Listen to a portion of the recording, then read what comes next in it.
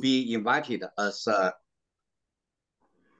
sorry, Please go ahead. to I be just switch invited. on. Okay, to be invited to deliver my speech first as the first speaker, and as hello, Yes, yes, please go hello, ahead. Please go ahead. yeah, as we all know that is I think 6 days ago, and China, Afghanistan, and Pakistan's foreign affairs minister just had a fifth round dialogue, which I think this time the dialogue just make everybody, I mean, from the three countries, are very encouraging.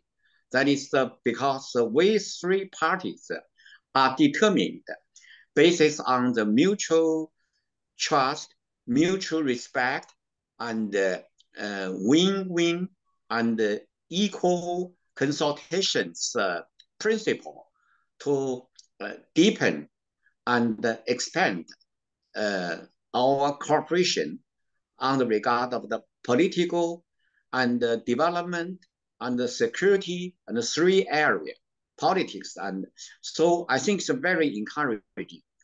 I think one of the important things for China, China do not want to and will not and did not, will not and do not, did not, do not, and will not interfere with Afghanistan's domestic affairs. So we right now still have the ambassador in Kabul. This ambassador, Mr. Wang Yu, Excellency Wang Yu, still has very cooperative uh, relations with our Afghanistan interior government. And also between them, there's a lot of discussions talking something about the business, especially Chinese private business people. And also recently, you know that China, one of the important oil and gas resources companies from Xinjiang, have already signed agreement with our Afghani friends, our Afghan counterpart, to just jointly explore the oil field from Amudarya. We just call the river of Am. So this important encouragement. And also for the last 21 months, that is the Chinatown in Kabul has many sufficient, have sufficient and effective engagement and cooperation with our Afghani counterparts. And also, very important things, we three sides, both Pakistan, Afghanistan, and China, all of us agreed that we should not only just encourage the CPAC continue, but also to make the CPAC the extension to the area of Afghanistan, to the region of Afghanistan. Let our Afghan people to get a sense of quality, acquaintance. You see, that is to say, we need to let the infrastructure, the linkage between Afghanistan, between Pakistan, and within among the three countries. And also, we need to encourage the people just move from Afghanistan to Pakistan and to China. So China may send more people to Afghanistan and to do the business and to just accept some kind of project. And also, China may also like to help our Afghan friends to just receive certain kind of training, such as a civil service training or some others. I'm sure that is these three joint statements, I mean the three foreign minister joint statement, will encourage we three countries to maintain a deep cooperation, especially after this. So both Pakistan and China may have a lot of responsibility to help our Afghan friends. And I'm sure on the area of agriculture and the trade and the economy and energy, and also important thing capacity building. So China and Pakistan may have more. And Pakistan is able to have more because a lot of Pakistani people are Pashto speaking. And also more than half of the population of Afghanistan can also speak Pashto language. So it's easy for our two brothers countries to just have a more effective exchanges. Of course, China also have some Pashto and Farsi language speakers can also do their best, not only through the broadcasting, but also through some of the people's personnel exchanges to help Pakistan, to help Afghanistan. China also stressed United States, some other countries should return the overseas money which belong to Afghanistan, should give the Afghanistan more opportunity for the development of economy and for prosperity. And also, that is to say, right now, China, Afghanistan, and Pakistan, we three have a cooperational channel, and we may have a more strategic communication and interaction, especially some policy, what do we say, adjustment, policy connections, you see, and also just try to make a strategic mutual trust. This is very important. We also hope Afghan interim government trust us, trust both Pakistan and Afghanistan and China. And China and Pakistan will do the best to enhance the mutual trust between Afghanistan, Pakistan, and China. So, and also this time, the first time I heard that is we three countries agreed we cannot allow the TTP, Pakistan Taliban movement, as well as the Islamic, East Turkestan Islamic movement to use the Afghan territory against other countries, any countries. So this is very important. This is our current Emirates government, like intend to have a cooperation with both Pakistan and China against terrorism. This is very encouraged. So we hope that is our Pakistani, our Afghan friends can implement all their solemn promises, not only to Pakistan and China, but also to the international society. Do you have time, or I can finish right now, my friend? And take 2 more minutes. Okay, that's very good. So not only that, we also hope we can discuss some of the hot points in the region and some global issues, even with our Afghan friends. We hope more and more Afghanese scholars and intellectuals may have a more opportunity and more willing to have a interaction with the rest of the world, because after 21 months, people are not very familiar with our Afghanistan scholar, because we do not know whether they have a more opportunity to have a certain kind of, like today, that's kind of platform to communicate with our Chinese and our Pakistani scholars. So I think this is very important. So I think my dear friend, Mr. Ramey, just have done a great job for these three countries, brotherly countries, to stay together and to discuss some matters to get win-win-win together. Thank you. Thank you so much. Thank you, Professor Chaurang. And our next speaker also have joined us, Mr. Salim Khan Safi. So Brother Salim is very kind because today he is extremely busy with all the TV channels and receiving the calls. So I would like to request also Dr. Ataullah Hadiyar and Dr. Abdul Latif Nazari to please turn on your camera so we can have a group photo. So before Mr. Salim Khan Safi leave for other engagements. And before inviting Mr. Salim Khan Safi, I just want to share with Mr. Salim that Professor Chaurang, he is a professor, he is a journalist. He spent 10 years in Pakistan and worked on media in Pakistan and Afghanistan. He had the opportunity to meet all the presidents and the Prime Minister of Pakistan during that era, and also he traveled, worked with the Chinese Afghan counterparts like president and other offices. So he has a deep understanding for today, I think. So with these comments, I would like to request Mr. Salim Khan Safi. I already have introduced him very generously about his profile. He is although he is a journalist, but he is one of the leading expert on Afghanistan in Pakistan, not only Afghanistan, but also on the region. That's why the governments and agencies, and not only Pakistani, but internationally, seek his advice on different issues relating to the region and especially on Afghanistan. With these comments, floor is yours, Mr. Salim.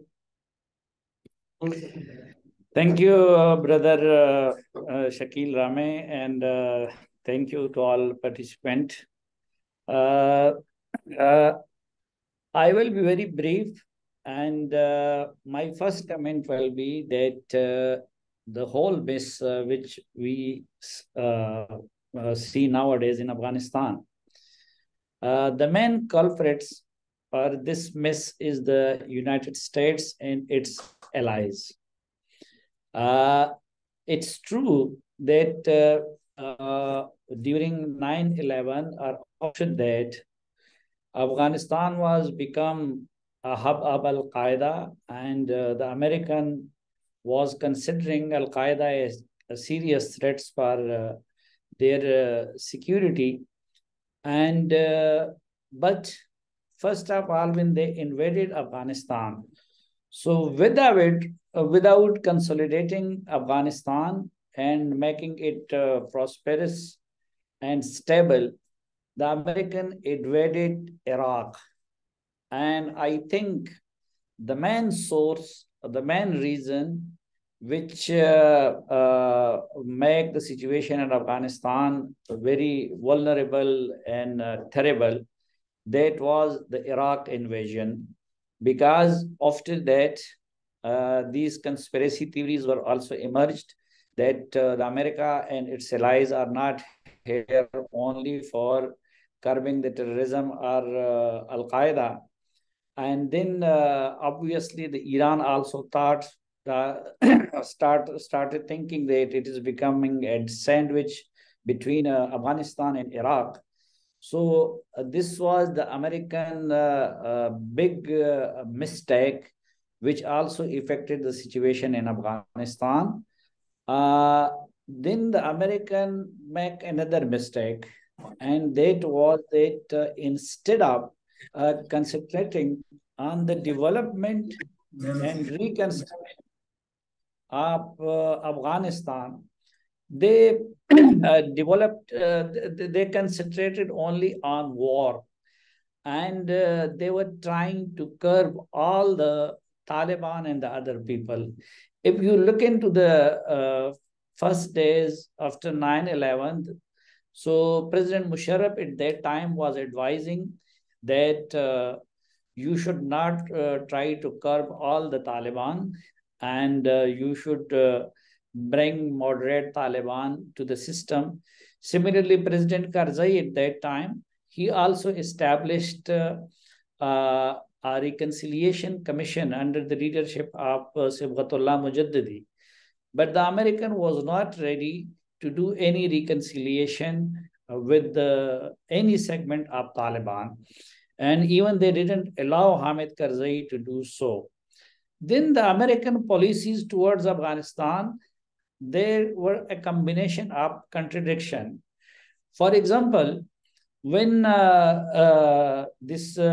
President Obama came into power and he announced his Afghan policy. So on the one side, he announced the surge, and on the other side, he gave a deadline that till 2014, the American will leave Afghanistan. So his announcement of 2014, they boosted the morale of the Taliban on the one side, and they started waiting for 2014. And on the other side, he make a search, so you can make reconciliation or you can go to war. So that was at that time, the Americans were using both the options. Then when President Trump came into power, so in the beginning, he adopted a very harsh stand, and he said in his first policy speech about Afghanistan, he praised the role of India and he severely criticized Afghanistan. And his message was that not only Taliban, but he will also go to fix Pakistan. So that policy reacted, but then after some period, keeping in view his domestic politics, not the situation of Afghanistan or the region, the Trump decided that before election, he should leave Afghanistan without any intra-Afghan reconciliation, without any arrangement. And if you look into the book of one of the national security advisor of Donald Trump, John Bolton. So in that book, John Bolton have mentioned that he and other advisor, they were asking President Trump that if we leave without any prayer arrangement in Afghanistan, so the TTA will re-emerge, the Daesh will re-emerge, the other militant and terrorist organization will re-emerge. So the Trump asked them that either they will become a threat for America or not. So they replied that no, now they cannot become a threat for us. So the Trump said that if they are not becoming a threat for us, so then leave it to the Afghans, leave it to the China, leave it to the Pakistan, leave it to Tajikistan, and leave it to Iran. If their the terrorist organization emerged there, so that is their hurdle, and they should leave this. So we were, people like us, we were insisting that before leaving Afghanistan, the Americans should make any prayer intra-Afghan reconciliation. But without doing that, the American make a deal with the Taliban, just like the USSR make at that time with the Mujahideen or the Pakistani government.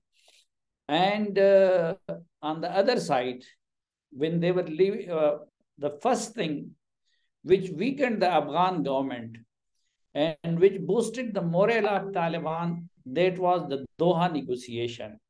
Because by passing the Afghan government and starting negotiation with Taliban directly, they compromised the position of Ashraf Ghani government, and they boosted the morale of the Taliban. And nowadays, sometimes people are talking about the recognition of Taliban. So if we technically look into the matter, the only country which practically recognizes the Taliban government, that is the United States of America. Because in Doha agreement, they addressed the Taliban as a state. For example, you can ask this commitment only for from a state that your soil will not be used against me or any other person. Similarly, they also use the word of the Emirat Islami in the Doha agreement. So practically and technically, the only one country which recognizes the Quran, that is American. But the American lived in without any prior arrangement, without any intra-Afghan reconciliation, and even without any arrangement for the safety and the security of the people who work with America.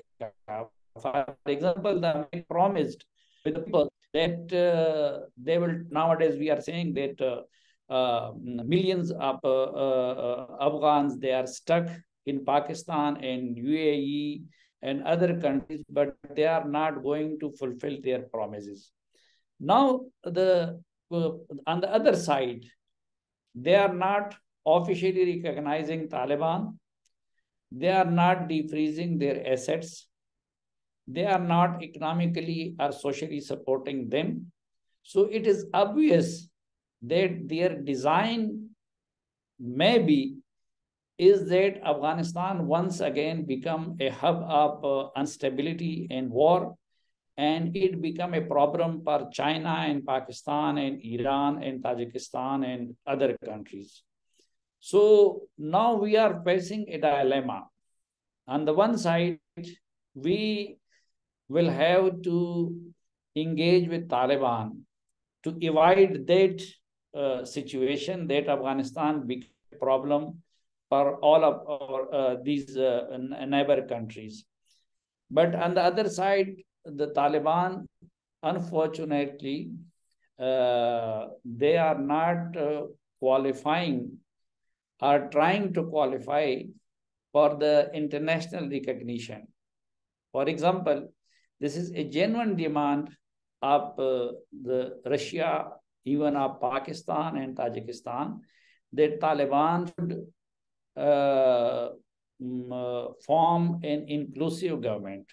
Now the Taliban said that our government is inclusive because we have Tajik Taliban also, we have Uzbek Taliban also, and we have this kind of Taliban also.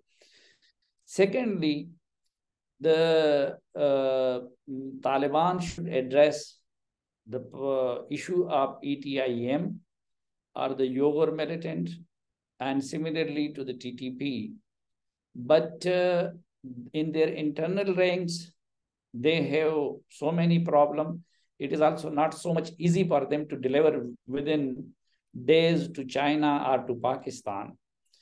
So my humble suggestion will be that the best way to deal with this issue, that is that we must engage Taliban, and slowly and gradually we should bring them to the ground realities, to accept the demands and the concerns of the countries like China and Russia and Pakistan and other neighboring countries. And because we should keep also in mind that the fact that nowadays the only country which is more wish instability in Afghanistan and Pakistan, that is the United States of America. Because of the CPEC and the other issues, because the Americans feel very embarrassed, they spend billions of dollars in Afghanistan. They sacrifice their soldiers, but as a result, they didn't get anything. And they know that if their peace and stability emerge in Afghanistan, so definitely the Pakistan will benefit from the situation, the China will benefit from the situation, the Russia and the Central Asian states will be benefit from the situation. So I usually ask to my Afghan friends that, look, they are good or bad, but the only country which is sincere in bringing peace and stability in Afghanistan, that is China, because of China's internal security and their economic ambitions. And similarly, I asked them that the only country which can become a sincere mediator between Pakistan and Taliban, that is also China. And yesterday, I was talking with Mr. Muttaqi that if the Chinese can sincerely negotiate and mediate between Iran and Saudi Arabia, so why they will not sincerely mediate or negotiate between Pakistan and Afghanistan? Because the stability in Afghanistan, and stability in Pakistan, in Central Asia, and even in Iran. That is also the requirement of China. And on the other hand, if we bring America into the scene, so the America will not do this thing because it doesn't suits America at that time. Good relationship or stability between Pakistan and Afghanistan, and that's why that in the last 10 to 15 years we didn't achieve this target of peaceful Afghanistan, because the force like United States was mediating between Pakistan and Afghanistan. So I think this is a good opportunity for China to play an active role, and it is also very good that on most of the issues, China and Pakistan, they are on the same page. Even the other neighboring countries, they are also on the same page, and we jointly make, I think the agenda of the China should be the agenda of all the regional countries, including Pakistan. And we should go together with the Taliban with these demands. And then we should together should facilitate also Taliban. So their dependence on West can become decreased, because a stable Afghanistan and a stable region is the requirement of all the countries. So these were the few words which I had in my mind, and thank you for your listening. And I'm here if any question you have in your mind. Thank you, Salim Sab, for your. I think you are always very wonderful and direct. I think that is the needed to make if we want to really make peace and move forward in the future. Thank you so much. Now I would like to request Ms. Wang Choyong. She is a scholar of international relation, and she will give her view on the China position paper on Afghanistan. Ma'am, floor is yours. Hello, the host. I want to share my screen. Please admit me to share my screen.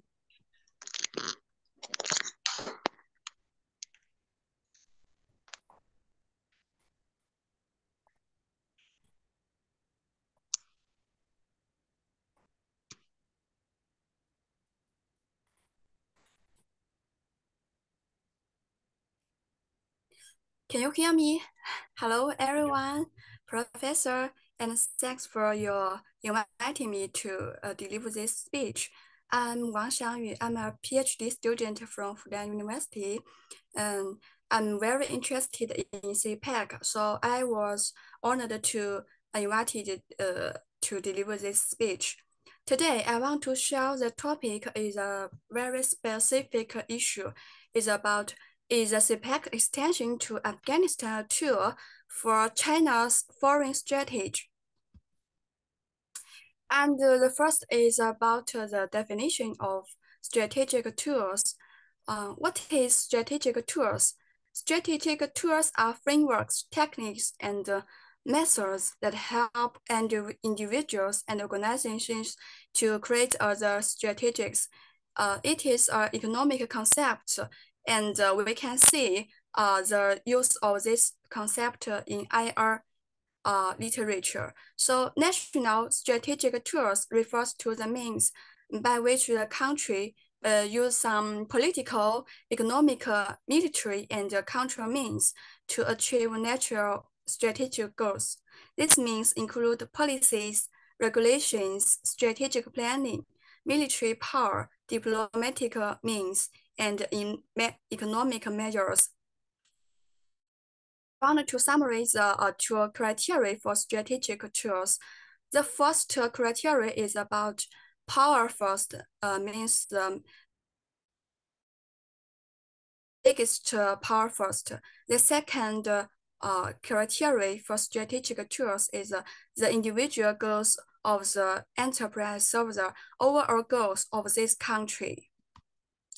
And my first point is what I want to share is about China, Pakistan, Afghanistan cooperation framework this year's.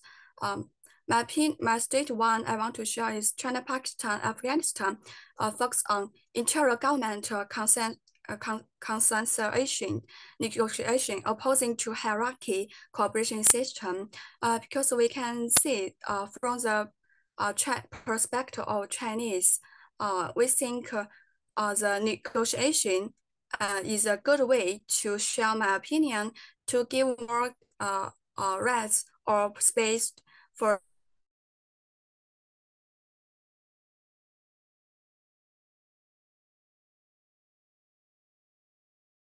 because we in our discourse we always state we must be against hegemonism. So we must cooperate on the win-win cooperation.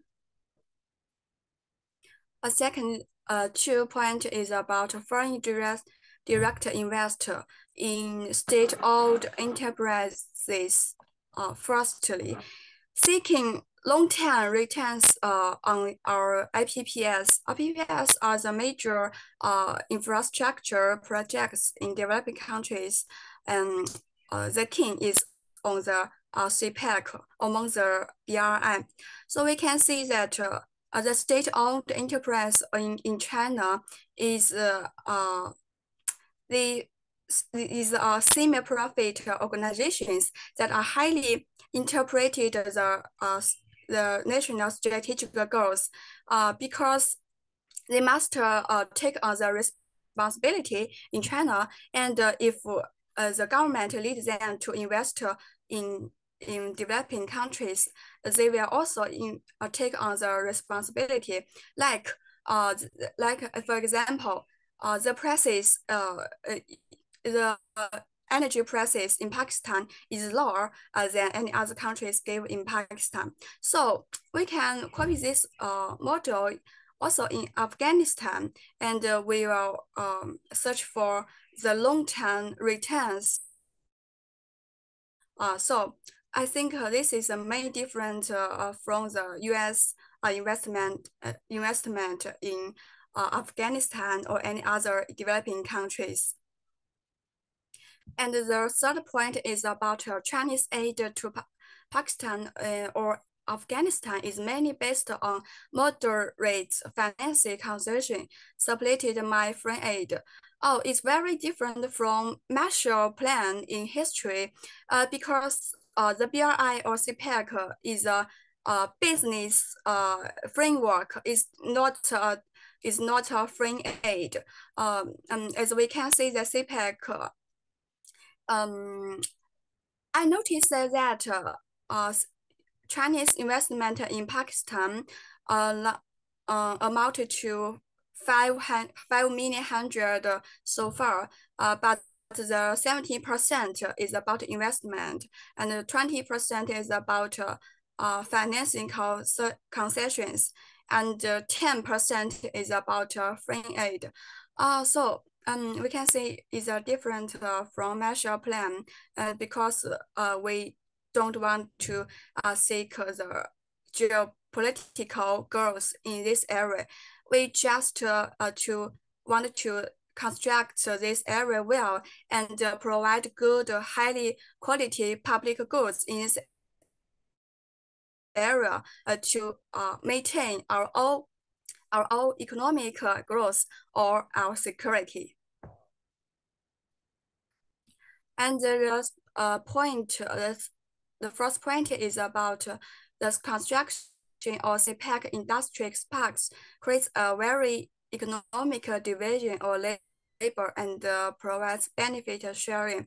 I think CPEC industry parks has achieved many achievements in Pakistan, and it's also propagated by our Chinese government and Pakistan government. And we can see the Chinese contribution on CPEC or any other countries, especially for the infrastructure projects. And the industrial parks is the experience is from Chinese our interior buildings in Shenzhen or any other rich provinces. So the main goal of Chinese build the industry parks in Afghanistan or Pakistan is to improve the share we can benefit from the global division of labor, because we can know as compared to any other countries, especially in South Asia countries, Afghanistan and Pakistan's miniature development is at a very low level in this region. So I think this is a good opportunity for our cooperation. It's very different from the U.S. investment industry package because U.S. investment in this area is based on the comparative advantage, but Chinese industry parts wanted to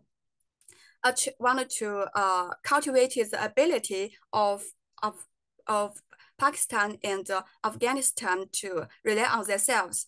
We must admit that the developing countries they are faced the common issues. The economic and security highly rely on other countries, especially the big countries.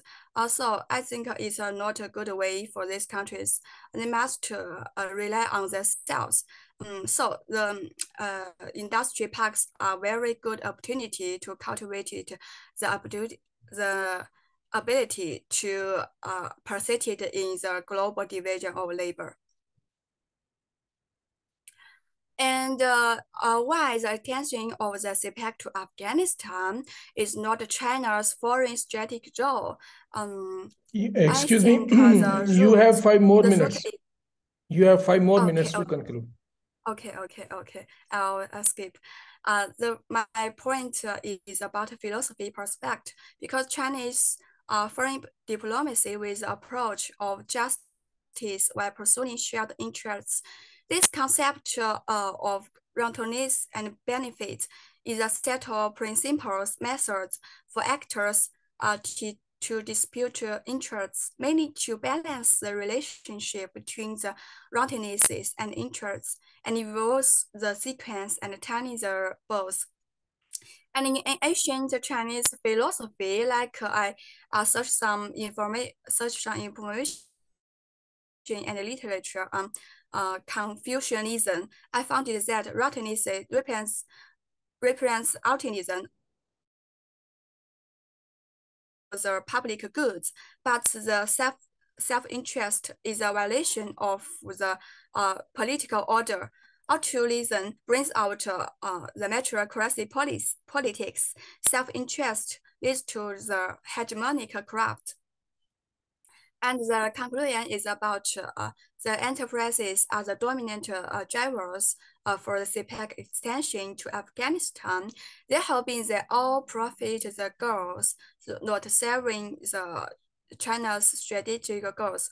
So I think for developing countries and for Afghanistan or Pakistan, they must rely on themselves and improve the business environment and take some good measures to attract more FDI from any other countries. Because economic relying on just one country is not a good way. The second point is Chinese position on Afghanistan is based on the common interests, not on the private interests, because we want to provide a highly quality public goods in this area, so that we can maintain our economic growth and our security.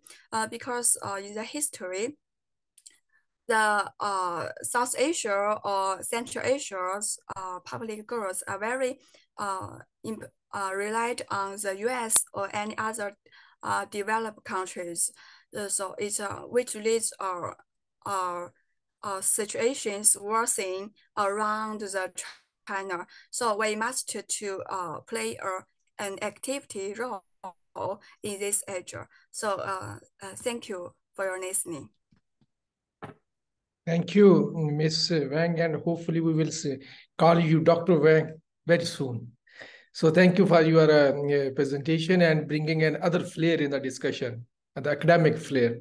I think it was also needed. Now, I would like to request Dr. Ataullah Wahdiya. So for his comments, he was a education minister of Afghanistan during the previous government. Now he is also a leading intellectual because he did PhD in education, and by profession he is also doctor. So he has a multiple experience. So I would like to request Dr. Ataullah Wahdiya to give his comments. Bismillah ar-Rahman ar-Rahim, Brother Shakil and all colleagues, thank you very much for giving me the opportunity to have a few words with you all. I hope you can hear me clear. Yes, we can hear you. Now, the conversation which was communicated was a discussion on China's position paper on Afghanistan. This is what I understand. If you look into the China's position paper of Afghanistan, I think there are 4 or 5 things that you find it very prominent, and these are not only with the China paper. I think it's every paper that you read on Afghanistan. You find terrorism, counter-terrorism, narcotics, you find external interference, and then you find humanitarian aid, support, and then you also, find some talk about, the moderateness. So when you look into that picture, and then you realize that, okay, from which angle the countries and the people of the world look at Afghanistan. I believe that the principal window from which the globe see Afghanistan is not the right window. If you look into terrorism, counter-terrorism, and all this, extremism, whatever you call it, it is not who we are. This is the manifestation of what happened to us.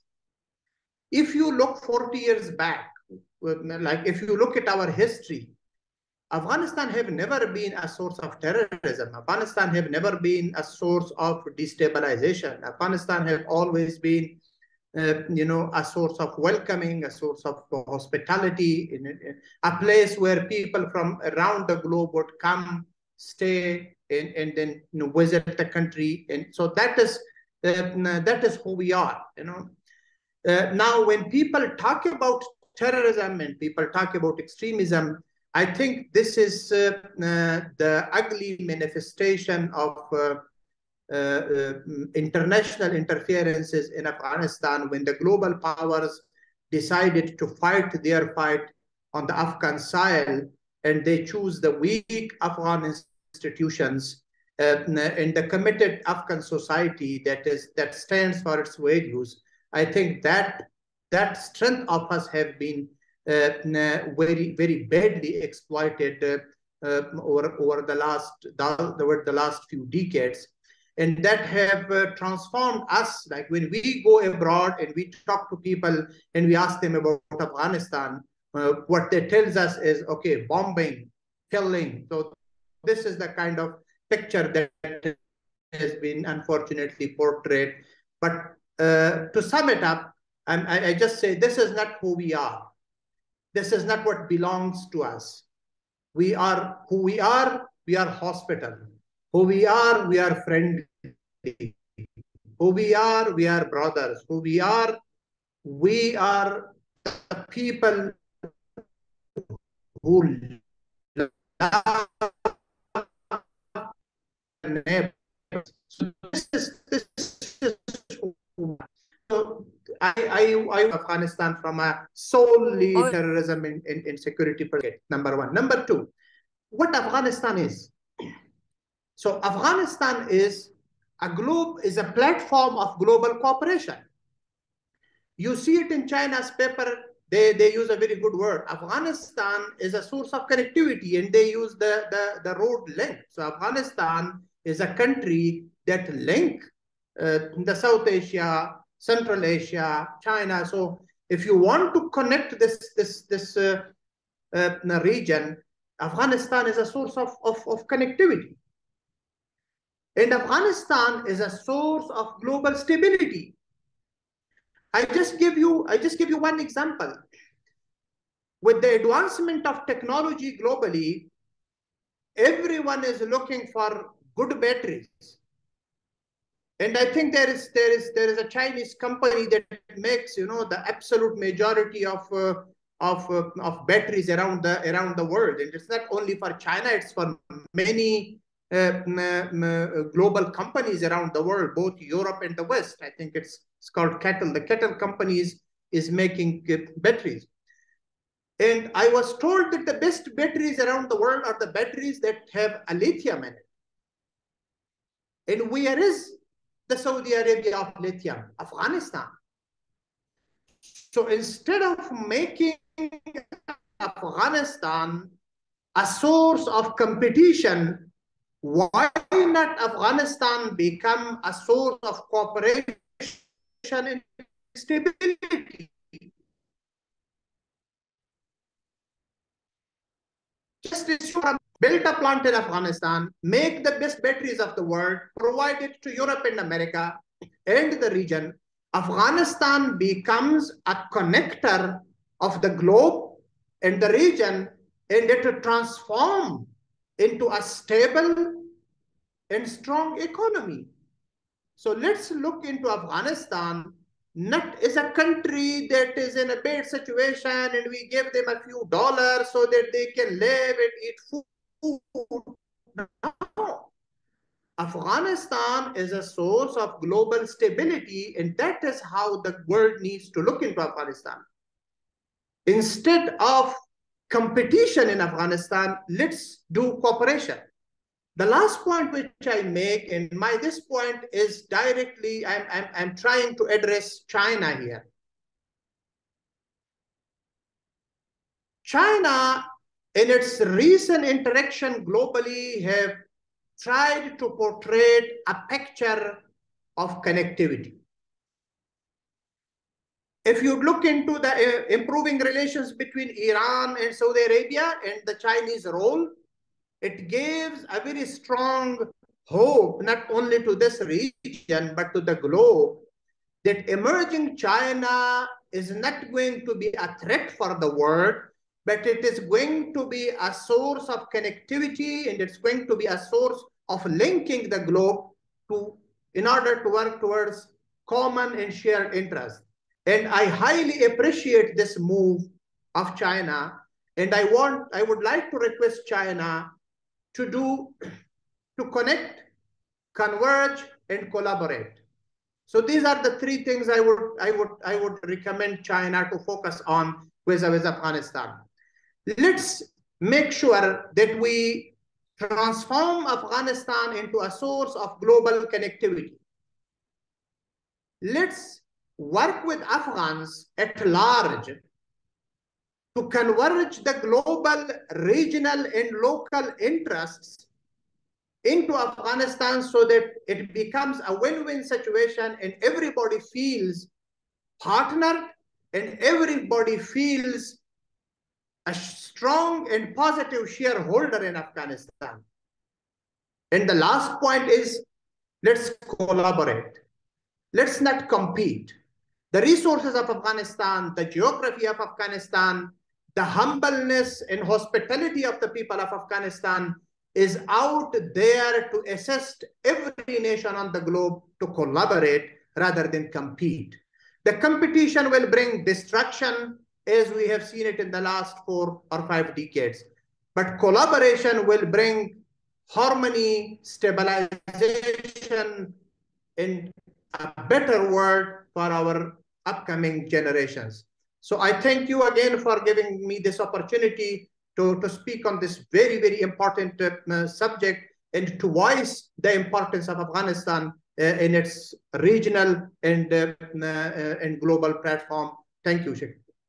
Thank you, Dr. Ataullah. I think this is an effort by our institute to bring the voices from Afghanistan, not only one side, but the both sides, so people can better understand Afghanistan.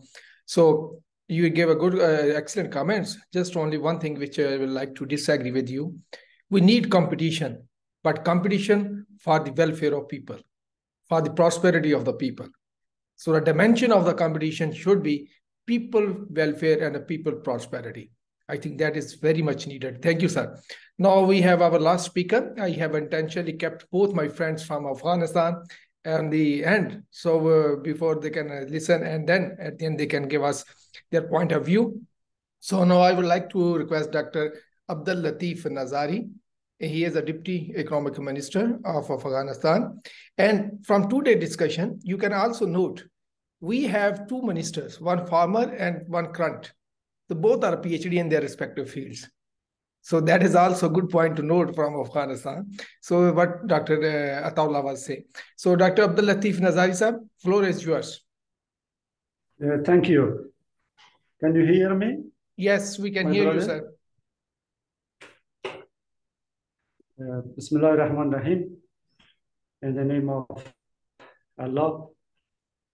First of all, we thank the AIERD for holding this webinar. As you know, Afghanistan is in an important and sensitive situation. For now, war is ended in Afghanistan, and Islamic Emirate of Afghanistan dominates the entire geography of Afghanistan. The Afghan people stand with the Islamic Emirate and do not support war and warmongers. Besides of this, the government is trying to serve for the people of Afghanistan. Afghanistan is facing with economic problems due to the US blocked Afghanistan's money. The Ministry of Economy invites all the countries, especially the friendly country China, to take an active role in the development projects in Afghanistan. The Ministry of Economy is committed for the safety of Chinese investors physically and financially.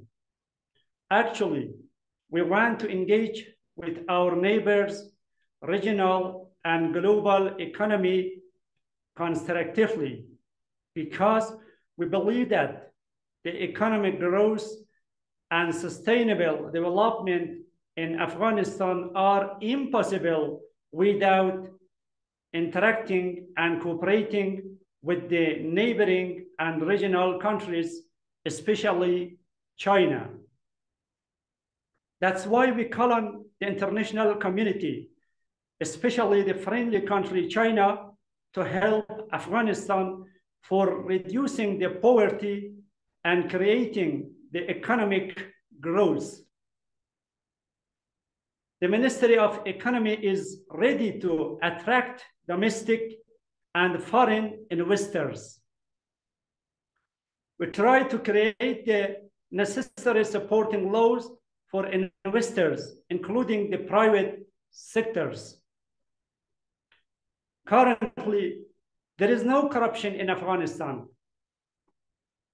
and there is security all over the country, and the transparency in projects is provided.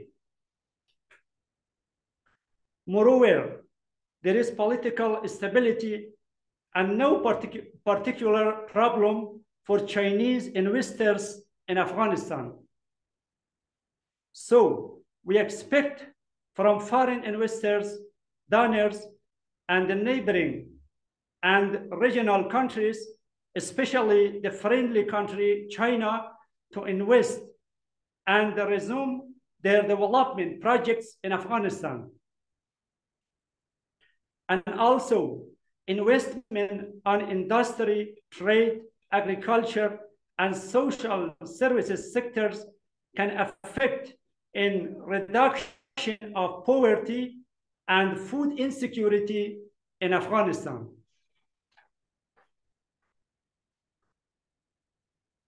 We request from Chinese investors to invest on solar and wind power, mines, railways, roads, agriculture, education, and academic fields in Afghanistan. Finally, I must remind you that sanctions have led Afghanistan toward an increase in poverty. In this case, I hope that the sanction will be lifted as soon as possible, and the interaction between the Islamic Emirate of Afghanistan with the world will be continued. I appreciate and thank from China's position in the international conferences about removing sanctions and releasing Afghan people's frozen money. Eventually, a secure, successful, and developed Afghanistan makes the neighboring countries, the regional, and the world safe and peaceful as well. Thank you so much. Thank you, Dr. Abdul Latif Nazari, for your comments. And I think we have a good discussion today. So, and we have a wonderful discussion. And one of our colleague, Professor Chorong, he wants to ask something. So, sir, please. Yeah, I don't not want to ask anything, but I want to make only one sentence comment. Thank you so much for Shakir Ramey, Mr. Shakir Ramey. You just organized a very wonderful seminar and the club seminar. Also, I'm very excited to just get two of our Afghani friends to join us. And also, I hear, from, of course, from the audio video, just to hear face by face their ideas, their point of view. And thanks all the speakers from Pakistan and Afghanistan to bridge the role of China on the reconciliation, on the relations between Saudi Arabia and Iran, and also maybe in the future, China may do something more. Thank you so much. Thank you, Mr. Shakir Ramey. Again, thank you. Thank you, Professor. I think there is one more person we need to thank, Mr. Salim Khan Safi, because one of wonderful person he introduced and he encouraged here Dr. Taullah and other friends from Afghanistan. He is always very helpful to introduce Afghan friends for the more learned Afghan friends who can really enlighten us about the real situation in Afghanistan. Thank you, Salim Saab, for always, for me, you are brother, elder brother, so I can ask you anything at any time. So thank you so much, everybody. If anybody have any comment, the floor is open. Otherwise, we will end the discussion here. So because we had a wonderful discussion, I think there are many takeaways from this discussion if we really want. And I hope we can continue this in future. And with the spirit, we are here to contribute for the peace and the prosperity in the region, which should be, and the people should be cornerstone of that peace and prosperity. Not any big shots or you can elite, but the people should be the focus. That is my always focus. So we should engage people for the benefit. For that purpose, we have also established one other platform, which every year we meet. This year, maybe we are hoping we can meet face to face. That is a China, Pakistan, Afghanistan Youth Forum. That is being run with the cooperation of Fordham University in China. You everybody know that the Fordham is a very old and respected university in China. Then Peshawar University in Pakistan, and Kabul Polytechnical Institute, Herat University, and Nangarhar University. We also engaged from Afghanistan. So this year we're trying to take the youth to Shanghai, to foreign university where they can interact with the Chinese counterpart. But one thing I want to mention, Dr. Professor Chorong, so our friend Dr. Ataullah, he is very well learned and he is always ready to contribute on the international stages. If you have anything like that, you can also contact him or I will facilitate you. Thank you so much, everybody. Anybody, any comment? And thank you, Salim bhai. I know you must be here. You have to rush to so many things today. Oh, okay, okay. 很高兴啊，认识这个中维同事，我还不知道他叫什么名字，很高兴。Please say my best regards to my Chinese colleague. Thank you. Salim bhai, would you want to say something? I wonder that in the coming conference or seminar which you mentioned about youth, so my brother Ataullah will not be able to participate because nowadays he is a grandfather also. but okay. We can create a special category, the grandfather youth. Yeah, the grandfather. Okay. But he's still the youth. Thank you so much. Thank you. Take care. Thank you. Thank you. Bye-bye. Bye-bye. Bye.